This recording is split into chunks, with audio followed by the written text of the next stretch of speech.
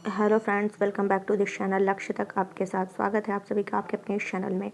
Guys, आज है 22 नवंबर 2022। तो जितने भी इंपॉर्टेंट क्वेश्चंस आज के बनते हैं वो हम डिस्कस करने वाले हैं। बहुत ही इंपॉर्टेंट लेक्चर है। कुछ क्वेश्चंस इतने इंपॉर्टेंट है जो कि सीधे सीधे आपके एग्जाम में छपने की पूरी संभावना। तो चलिए बिना लेट किए हुए सेशन को स्टार्ट करते हैं। बट आपके लिए इंपॉर्टेंट सूचना ये है कि जिसने भी अभी टेलीग्राम चैनल ज्वाइन नहीं किया फटाफट जा करके ज्वाइन करिए, क्योंकि इसकी पीडीएफ डायरेक्ट वहीं शेयर की जाती है वन लाइनर में। आप जा करके उसका नोट्स बना सकते हैं, रिविजन कर सकते हैं, जो करना हो कर सकते हैं। आप जा करके ज्वाइन कर लीजिए। और जिससे हमारे इंस्टाग्राम से जुड़ना वो भी जुड़ सकता है। उन सभी की लिंक आपको इस चैनल के डिस्क्रिप्शन बॉक्स में मिल जाएगी। तो चलिए सेशन को स्टार्ट करते हैं अब फाइनली बिना लेट किए हुए। और आज का देखते हैं पहला क्वेश्चन हमारा क्या कह रहा है। फर्स्ट क्वेश्चन कह रहा है, किस देश ने भारत के साथ यंग प्रोफेशनल स्कीम शुरू करने की घोषणा की है। किस देश ने भारत के साथ यंग प्रोफेशनल्स स्कीम शुरू करने की घोषणा की है। तो किसने की है? ब्रिटेन। भारत और यूके जो है ये दोनों मिल करके एक वीज़ा व्यवस्था का अनावरण करने जा रहे हैं। किसका? वीज़ा व्यवस्था का। किसका? ये मैं कह रही हूँ, क्या कह रही हूँ इसमें? वीज़ा व्यवस्था का अनावरण करने जा रहे हैं। जिसके तहत क्या होगा, इस वीज़ा व्यवस्था के तहत क्या होगा, 18 से जो 30 वर्ष की आयु के बीच हैं, 18 से 30 वर्ष की आयु के जो बीच के 3000 कितने 3000 डिग्री धारक होंगे भारतीय नागरिक, उनको 2 साल हर साल क्या किया जाएगा, 2 साल तक रहने और वहाँ काम करने के लिए ब्रिटेन आने की अनुमति दी जाएगी। तो क्या कहा मैंने कि भारत और जो यूके है यानी ब्रिटेन है, एक नई पारस्परिक वीज़ा व्यवस्था का अनावरण कर रहे हैं। और इस वीज़ा व्यवस्था के तहत क्या होगा, जो 18 से 30 साल की आयु के बीच के 3000 जो डिग्री धारक भारतीय नागरिक होंगे, उनको हर साल क्या किया जाएगा, 2 साल तक रहने के लिए वहाँ पर और वहाँ काम करने के लिए ब्रिटेन आने की अनुमति दी जाएगी। और ये UK India young professionals scheme पारस्परिक होगी और 2023 की शुरुआत में ये खुलेगी। कहाँ कब स्टार्ट होगी? 2023 की शुरुआत में ये स्टार्ट होगी। और इसे जो है बाली G20 की जो बैठक हुई है, G20 का जो समिट हुआ है, शिखर सम्मेलन हुआ है, वो बाली में हुआ। बाली कहाँ है? इंडोनेशिया में है। तो यहाँ पर इस मौके पर जो प्रधानमंत्री नरेंद्र मोदी हैं और जो और उन्हीं के समकक्ष जो ब्रिटिश प्रधानमंत्री हैं जिनका नाम है ऋषि सुनक, इन्हीं के बीच ये जो पहली द्विपक्षीय बैठक हुई है, इसी के दौरान ये लॉन्च किया गया है। क्या लॉन्च किया गया है? यंग प्रोफेशनल स्कीम, जो कि क्या है, एक पारस्परिक वीजा व्यवस्था है। तो भारत इस तरह की योजना से लाभान्वित होने वाला पहला देश है। भारत इस तरह की योजना से लाभान्वित होने वाला पहला देश है। तो ये भी आपको क्लियर हो गया होगा। G20 में अगर बात करें तो यहाँ पर एक जो 19 देश हैं प्लस एक यूरोपियन यूनियन है। तो ये भी आपको क्लियर हो गया होगा। चलते हैं नेक्स्ट क्वेश्चन की तरफ। एक नदी चर्चा में है इस समय, ये बहुत ही इंपॉर्टेंट नदी है, जो कि क्या कह रहा है, तुंग नदी किस राज्य से होकर बहती है। तो ये अभी चर्चा में था, इसलिए इस क्वेश्चन को मैंने द हिंदू न्यूज़पेपर से लिया हुआ है। तो तुंगा नदी किस राज्य से होकर बहती है? ये कर्नाटका राज्य से होकर के। अगर इसका उद्गम स्थान की बात करें कि कहाँ से ये निकलती है, तो ये पश्चिमी घाट, कहाँ से? पश्चिमी घाट में एक पर्वत है जिसका नाम है वराह पर्वत। क्या नाम है उस पर्वत का नाम? पश्चिमी घाट में एक पर्वत है जिसका नाम है वराह पर्वत। तो इस वराह पर्वत नामक पहाड़ी पर है इसका उद्गम स्थान। और इस स्थान को कहते क्या है? गंगा मूल कहते हैं। क्या कहते हैं इस स्थान को? गंगा मूल कहते हैं। बहुत ही अच्छा है यूपीएससी की दृष्टि से और यूपीपीसीएस की दृष्टिकोण से ये क्वेश्चन बहुत ही इंपॉर्टेंट है कि ये, क्योंकि वहाँ पे ऐसे शॉर्टली नहीं पूछेगा तुंग नदी किस राज्य से होकर, हो सकता है ऐसा पूछ ले वनडे एग्जाम के लिए, लेकिन अगर यूपीएससी में पूछ रहा है तो ये ऐसे पूरा डिटेल देगा कि ये जो पश्चिमी घाट में वराह पर्वत नामक पहाड़ी है, जिस स्थान को गंगा मूल कहा जाता है, यही इस नदी का क्या है? उद्गम स्थान है। और इस स्थान से ये जो नदी है वो कर्नाटक के 2 जिलों से होकर के, 2 जिले कौन? एक जिला हो जाएगा चिकमंगलूर जिला और दूसरा है शिमोगा जिला। तो इन 2 जिलों से होकर के ये नदी जो है, तुंगा नदी जो है, ये बहती है। और ये नदी जो है 147 किलोमीटर क्या है? लंबी है। और शिमोगा शहर के पास एक छोटे से शहर है, कौन सा शहर है यहाँ पे? कुडली शहर। यहाँ पे एक नदी है भद्रा नदी। यहाँ पर एक नदी है, कुंडली शहर में एक भद्रा नदी है, इसी के साथ तुंग नदी आकर के मिल जाती है। और जब ये दोनों नदी मिल जाती है तो किस नाम से ये जानी जाती है? तुंगभद्रा नदी नाम से जानी जाती है। और ये नदी जो है इस साइड पूरब की ओर बहती है, पूरब की ओर बहती है और आंध्र प्रदेश में कृष्णा नदी में जाकर के मिल जाती है, आंध्र प्रदेश में कृष्णा नदी में जाकर के मिल जाती है। तो ये क्वेश्चन बहुत डीपली मैंने डिस्कस किया, आई थिंक ये आपको क्लियर हो गया होगा। चलते हैं नेक्स्ट क्वेश्चन की तरफ मूव करते हैं। वह टेलीविज़न डे कब मनाया जाता है? तो कब मनाया जाता है? ये 21 नवंबर को मनाया जाता है। कब मनाया जाता है? बहुत ज़्यादा इंपॉर्टेंट नहीं है, लेकिन हाँ मान सकते हैं क्योंकि कुछ भी क्वेश्चन वनडे एग्जाम में दे देता है, कुछ भी दे देता है, तो इसलिए एक दृष्टि हमें इस पर बना के चलनी है। वह टेलीविज़न डे जो है हम 21 नवंबर को सेलिब्रेट करते हैं और इसकी घोषणा 1996 में यूएनओ ने की थी। यूएनओ के द्वारा 1996 में इसकी घोषणा की गई थी। चलते हैं नेक्स्ट क्वेश्चन की तरफ। ये क्वेश्चन अभी कल मैंने डिस्कस किया था, कल मैंने इसको कई पॉइंट लेकर के डिस्कस किया था। आज मैं बस शॉर्टली इसको डिस्कस करूंगी ताकि आपके मन में ये चीज़ बैठ जाए, और बहुत ही इसको आज मैं और ही डिटेल इसको डिस्कस करने वाले हैं। तो चलिए देख लेते हैं, जब डिटेल से डिस्कस करना है। क्या कह रहा है क्वेश्चन कि 1 मिनट, ये क्वेश्चन है कि किसने निकोबारी होदी शिल्प के लिए जीआई टैग के लिए आवेदन किया है? तो किसने किया है? अंडमान और निकोबार द्वीप ने किया है। अंडमान और निकोबार द्वीप ने, अंडमान और निकोबार ने क्या किया है? इस पहली बार, ये इनका पहली बार है जो जीआई टैग के लिए इन्होंने क्या किया है? आवेदन किया है। ठीक है, तो हाल ही इसमें क्या है कि ये है क्या, ये होदी है क्या? यहाँ पे होदी लिखा है, ये है क्या? ये एक डोंगी होती है। क्या होती है? ये डोंगी होती है। इसकी जो लंबाई है, मैं यहाँ फिगर दिखा दे रही हूँ, इसकी इमेज दिखा दे रही हूँ, ये आपको दिख रहा होगा, 1 मिनट। ये देखिए, इसकी जो लंबाई है, इसकी लंबाई जो है इसकी चौड़ाई की दोगुनी है। इसकी चौड़ाई की क्या है? दोगुनी है। इसकी लंबाई चौड़ाई की क्या है? 12 गुनी है। इसकी लंबाई जो है चौड़ाई की 12 गुनी है। और इस वेगी में क्या होता है? इस होदी में, इस वेगी में क्या है? नारियल, मछली के परिवहन हेतु इसका क्या होता है? यूज़ होता है। तो इस तरीके से ये आपको ध्यान रखना है कि जो आपका निकोबारी होदी है, निकोबारी होदी, होदी होंडी दोनों इसको प्रोनाउंस किया जाता है, तो दोनों आपको चल करके देखना है कि ये एक प्रकार की डोंगी है जो कि अंडमान और निकोबार में जीआई टैग के लिए इसको क्या किया गया है? आवेदन किया गया है। और अगर बात करें अंडमान निकोबार की, अंडमान निकोबार की बात करें तो यहाँ पर इमेज तो मैंने नहीं लिया, चलिए मैं ऐसे ही लिख के बता दे रही हूँ। अंडमान और निकोबार, यहाँ पे ये दोनों जो अलग करती हैं, कौन सी डिग्री चैनल अलग करती है? 10 डिग्री चैनल इसको क्या करती है? अलग करती है। ये भी आपको क्लियर हो गया होगा। और यहाँ पर ही एकमात्र जो भारत की एकमात्र एक्टिव जो ज्वालामुखी है, एक्टिव ज्वालामुखी है, वो उसका नाम है बैरन ज्वालामुखी, बैरन, जो कि कहाँ पर है? अंडमान निकोबार में ही स्थित है।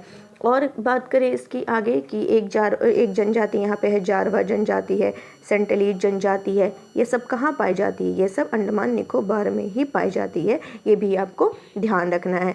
और कल मैंने डिस्कस किया ही था जीआई टैग के बारे में बहुत डीपली, आज भी थोड़ा सा शॉर्ट में इसको बता देती हूँ कि जीआई टैग जो है ये 10 वर्षों के लिए प्रदान होता है, और जब 10 वर्ष की अवधि खत्म हो जाती है तो इसको फिर से क्या करना पड़ता है? रिन्यू कराना पड़ता है। और जीआई एक्ट जो है 1999 के तहत इसको 2003 में ये लागू हुआ था। तो इतना मैंने शॉर्ट में इसको बता दिया। चलते हैं नेक्स्ट क्वेश्चन की तरफ। 5वें नंबर का क्वेश्चन क्या कह रहा है? दिए गए कथनों में से कौन सा कथन हाल में चर्चा में रही स्वास्तिक पहल का सर्वोत्तम वर्णन करता है? अभी जो स्वास्तिक पहल तो बहुत पहले ही स्टार्ट हो गई थी, लेकिन अभी ये फिर चर्चा में आया है, तो चलिए इसको देख लेते हैं। स्वास्तिक पहल का क्या वर्णन है? यहाँ पे कई ऑप्शन है। पहला ऑप्शन कह रहा है कि गाँव के सर्वेक्षण और ग्रामीण क्षेत्रों में उन्नत तकनीक के साथ मानचित्रण की सुविधा के लिए पंचायती राज मंत्रालय की एक पहल है। स्वास्तिक गलत है। आकांक्षी जिलों में पानी के कीटाणु शोधन और जल जनित रोगों का कारण बनने वाले रोगजनक सूक्ष्म जीवों को दूर करने के लिए नीति आयोग द्वारा शुरू की गई पहल, ये भी गलत है। तीसरा है भारत के वैज्ञानिक, क्या है? स्वास्तिक पहल, स्वास्तिक पहल ये क्या है? तो भारत के वैज्ञानिक रूप से मान्य पारंपरिक ज्ञान के संरक्षण और संचार के लिए CSIR और NISCPR की एक क्या है? ये पहल है। तो ये आपको ध्यान रखना है। चलते हैं नेक्स्ट क्वेश्चन की तरफ। अभी भी जिसने लेक्चर को लाइक नहीं किया है तो इसको लाइक कर दीजिए और नए व्यूअर्स इसको सब्सक्राइब करना बिल्कुल मत भूलें। नेक्स्ट क्वेश्चन है, I think repeat 5 number question 2 times हो गए, बट इट्स ओके। चलिए, 25 से 26 नवंबर 2022 को 25वां राष्ट्रीय ई गवर्नेंस सम्मेलन कहाँ आयोजित किया गया है? तो ये कहाँ पर किया गया है? जम्मू में किया गया है। कहाँ पर किया गया है? जम्मू में इसका आयोजन किया गया। किस नंबर का? 25वां है। कौन सा है? राष्ट्रीय ई गवर्नेंस सम्मेलन है। इसका मतलब ये है कि जो सरकार की जो योजनाएं हैं, सरकार की जो योजनाएं हैं उसको किसके माध्यम से? इंटरनेट के माध्यम से, इंटरनेट की सहायता से, इंटरनेट के माध्यम से पहुंचाना है। और ये 25 से 26 नवंबर तक इसका क्या किया जाएगा? आयोजन किया जाएगा। कहाँ से आयोजन हो रहा है? तो जो श्री माता वैष्णो देवी, श्री माता वैष्णो देवी विश्वविद्यालय कटरा, जो कि कहाँ पर है? जम्मू कश्मीर। यहीं से इसका क्या हो रहा है? आयोजन हो रहा है। और जिसका शुभारंभ जो है केंद्रीय मंत्री डॉक्टर जितेंद्र सिंह के द्वारा ये किया जा रहा है। और जिसकी अध्यक्षता जो वहाँ के गवर्नर हैं मनोज सिन्हा, उन्हीं के द्वारा किया जा रहा है। नेक्स्ट क्वेश्चन क्या है? हाल ही में जारी network readiness index 2022, most important question, इसको स्टार बना लीजिए। हाल ही में जारी नेटवर्क रेडीनेस इंडेक्स 2022 में भारत कौन से स्थान पर है? तो भारत की जो रैंकिंग है 61 नंबर पर है।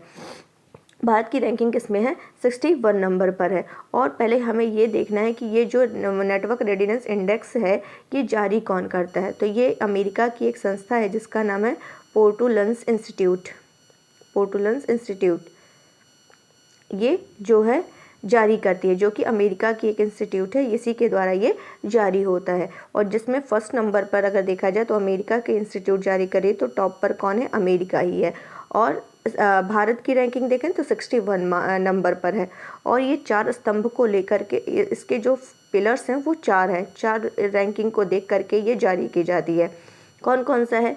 एक है लोग, यहाँ का प्रभाव, तकनीकी, शासन, ये सारे देख करके यहाँ पे किया जाता है। तो ये भी क्लियर हो गया होगा। नेक्स्ट क्वेश्चन है, 53वें international film festival of India में किसे Indian film personality of the year 2022 चुना गया है? मोस्ट इंपॉर्टेंट क्वेश्चन कि 53वां इंटरनेशनल फिल्म फेस्टिवल जो हो रहा है इसमें Indian film personality of the year 2022 किसे चुना गया है?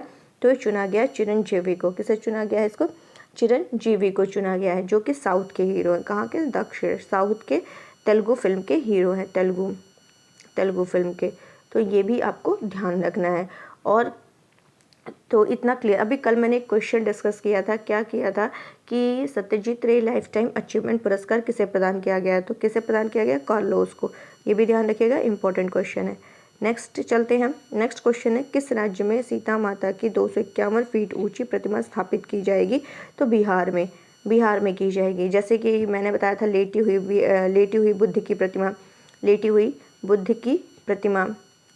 की प्रतिमा ये कहाँ की जा रही है? ये भी मैंने बताया था कि कहाँ पर? बिहार के बोधगया में ही। और ये भी सीता माता की भी 251 फीट ऊंची प्रतिमा स्थापित की जाएगी, बिहार में की जाएगी। बिहार में एक जिला है जिसका नाम है सीतामढ़ी जिला।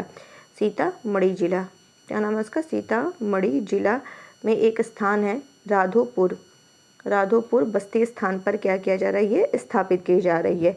तो और भारत का पहला सांस्कृतिक दूतावास केंद्र का भी यहाँ पे शुभारंभ यहाँ होगा। और इसका निर्माण कौन कर रहा है? इसका निर्माण जो कर रहा है रामायण रिसर्च काउंसिल कर रहा है। रामायण रिसर्च काउंसिल इसका क्या कर रहा है? निर्माण कर रहा है। तो इतना आपको क्लियर हो गया। अब जितनी भी प्रतिमा इस बार हुई हैं सबका हम लोग फटाफट रिवीजन करते हैं। जैसे कि स्टैचू ऑफ नॉलेज की बात की जाए तो स्टैचू ऑफ नॉलेज किसका है? इनका भीमराव अंबेडकर जी का है। कहाँ पर? लातूर में, महाराष्ट्र में है। अगर बात की जाए स्टैचू ऑफ इक्वलिटी की तो ये स्टैचू ऑफ इक्वलिटी संत रामानुजाचार्य की हैदराबाद तेलंगाना में है, 216 फुट की है। तो ये भी आपको ध्यान रखना है। और अगर पूछ ले कि अभी सबसे बड़ी शिव की प्रतिमा कहाँ स्थापित की गई है? राजस्थान में उसका क्या नाम रखा गया था? एक मिनट, विश्वास स्वरूपम, जो कि राजस्थान के नाथद्वारा में स्थापित की गई। तो ये सारे याद रखने, कोई भी आ जाए और आएगा तो 100% एक क्वेश्चन यहाँ से। नेक्स्ट क्वेश्चन है, 20 नवंबर 2022 को किसने छठी बार ATP फाइनेंस टेनिस टूर्नामेंट का खिताब जीता है? तो कौन जीता है? नोवाक जोकोविच के द्वारा ये जीता गया है। ये किसके किसके बीच हुआ है, इसको हम लोग पहले देख लेते हैं कि नोवाक जोकोविच वर्सेज कास्पर रूड के बीच हुआ है, कास्पर रूड के बीच हुआ है, जिसमें विजेता जो है ये नोवाक जोकोविच है और ये विजेता छठी बार, इन्होंने छठी बार ये जीते हैं और 21 बार के ग्रैंड स्लैम विजेता नोवाक जोकोविच है, ये भी ध्यान रखना है। चलते हैं नेक्स्ट क्वेश्चन की तरफ। एंड आज का लास्ट क्वेश्चन है, बहुत ही बढ़िया क्वेश्चन है, ये यूपीएससी के दृष्टिकोण से बहुत ही अच्छा क्वेश्चन है। ये भी द हिंदू न्यूज़पेपर से लिया गया है, एडिटोरियल से लिया गया है। निम्नलिखित द्वीपों को दक्षिण से उत्तर की ओर व्यवस्थित करना है। अब दक्षिण से उत्तर की ओर कैसे व्यवस्थित करेंगे, जब हम मैप जानेंगे तभी कर पाएंगे। जैसे कि बैरन द्वीप है, अभी जस्ट बैरन द्वीप के बारे में हम लोगों ने डिस्कस किया है। रटलैंड द्वीप है, चौरा द्वीप है, कतवल द्वीप है। तो इसके लिए मैंने यहाँ मैप लिया है, चलिए उसको देख लेते हैं। वैसे इसकी जो मतलब ये आपका 4 3 2 1 है क्रमशः इसकी, चलिए मैं यहाँ दिखाती हूँ, थोड़ा जूम करती हूँ। तो ये है अंडमान निकोबार का, अंडमान निकोबार का ये है, ये देखिए ये अंडमान है। पहले मैं शॉर्ट में देख रही हूँ, यहाँ देखिए मैंने अभी 10 डिग्री चैनल से अलग करके दिखाया ना, ये कार निकोबार और ये अंडमान पूरा है, नीचे कार निकोबार है और यहाँ पे 10 डिग्री चैनल अलग है करती है, इन दोनों को 10 डिग्री चैनल अलग करती है। लेकिन हमें क्या पढ़ना था, अभी बताना था कि दक्षिण से उत्तर की ओर, मतलब साउथ टू नॉर्थ ले चलना है। तो साउथ टू नॉर्थ में अगर हम बात करें तो आते हैं यहाँ पे, पहला कौन सा यहाँ पे दिया है, हमें क्वेश्चन भी समझ में आना चाहिए। पहला 4 3 2 1 कर रहा है, तो कतवल द्वीप हमें देखना है। तो मैं आपको दिखा दे रही हूँ कतवल द्वीप कहाँ पर है, ये देखिए कतवल, एक मिनट, ये है, ये देखिए ये हो गया। फिर है चौरल, कतवल, चौरा, यहाँ पर देख लीजिए ये था कतवल, फिर चौरा, फिर अब मैं आपको दिखा रही हूँ रटलैंड, ये है रटलैंड हो गया और एक है बैरन। तो सभी मैंने क्रमशः आपको दिखा दिए और ये मैप मैंने दे दिया है, पीडीएफ में शेयर कर दूंगी, अच्छे से देख लीजिएगा। और ये बहुत ही इंपॉर्टेंट है अंडमान निकोबार का, कि पहले उत्तरी अंडमान है, फिर मिडिल अंडमान है, फिर साउथ अंडमान है और लिटिल अंडमान है। और जो ये 10 डिग्री चैनल अलग करती है, ये लिटिल अंडमान को और कार निकोबार को अलग करती है, ये भी ध्यान रखना, इंपॉर्टेंट क्वेश्चन है। तो चलिए कल का फटाफट हम लोग रिवीजन करते हैं। प्रतिवर्ष विश्व शौचालय दिवस कब मनाया जाता है, 19 नवंबर को मनाया जाता है। किन्हें जीआई टैग प्रदान किया गया है, तो इनमें से किसी को नहीं किया गया है। ये चर्चा में इसलिए था कि इसको क्या किया गया है, इसको आवेदन किया गया है जीआई टैग के लिए, लेकिन प्रदान नहीं किया गया है। 20 नवंबर से 18 दिसंबर 2022 तक कहाँ पर 22वां फीफा पुरुष विश्व कप आयोजित किया जा रहा है, कतर में किया जा रहा है। कौन एशियाई कप टेबल टेनिस टूर्नामेंट में पदक जीतने वाली पहली भारतीय महिला खिलाड़ी बनी है, मनिका बत्रा। यह आंध्र प्रदेश में स्थित एक राष्ट्रीय उद्यान है। गोदावरी नदी इस राष्ट्रीय उद्यान से होकर बहती है। यह राष्ट्रीय उद्यान पूर्वी घाट में मौजूद है। तो किसके लिए बात हो रही है, पापी कोंडा राष्ट्रीय उद्यान की बात हो रही है। किस देश ने अपने आगामी चुनाव के लिए भारत के मुख्य निर्वाचन आयुक्त राजीव कुमार को अंतर्राष्ट्रीय पर्यवेक्षक के रूप में आमंत्रित किया है, नेपाल। किसे गांधी मंडेला फाउंडेशन द्वारा शांति पुरस्कार से सम्मानित किया गया है, तिब्बती दलाई लामा को। भारतीय वायुसेना का वार्षिक शो एयरफेस्ट 2022 कहाँ आयोजित किया गया, नागपुर। किस राज्य सरकार ने अमर सरकार पोर्टल लॉन्च किया, त्रिपुरा। किसे निर्वाचन आयुक्त के रूप में नियुक्त किया गया है, अरुण गोयल। तो चलिए आज के लिए बस इतना ही रखते हैं, उम्मीद है आपको अच्छा लगा होगा। तो ज़्यादा से ज़्यादा इस लेक्चर को लाइक करिए, शेयर करिए, सब्सक्राइब करना बिल्कुल मत भूलिए। तो थैंक यू सो मच।